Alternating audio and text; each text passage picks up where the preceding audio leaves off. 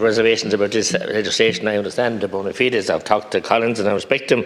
But as a small and medium employer, employing business, family business, employing up to 25 people, the relationship between the workers and the employer is always very, very important. And we see so much going on today with big business. And big business minister, I know you're bona fides and accepted as well minister here, but we were front page story today in the Irish Times about a care company called Ideal Care, where they got 8.9 million from the state.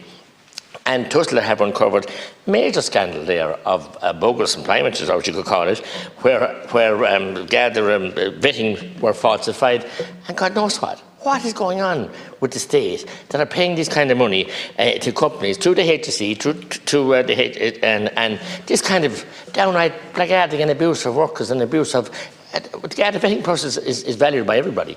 And this company, a rogue company, allegedly, this is in the paper today, so Tussler have done a report and there are times I've seen a copy of it. So there are many cases of that throughout the country, but the ordinary employers cannot be penalised and shouldn't be penalised and mustn't be penalised, because we value the small SMEs are trying to put bread on the table, feed their families and feed themselves and ensure that they have a good record with their employees. And they have, to the vast majority of them. The big globals and the globalisation that you all talk about, big companies, they are the places that abuse workers and put them under appalling pressure and give them very little rights. But we've brought in more legislation here in the last couple of years to crucify small employers, small businesses, with new bank holidays, with more sick pay, with domestic leave pay.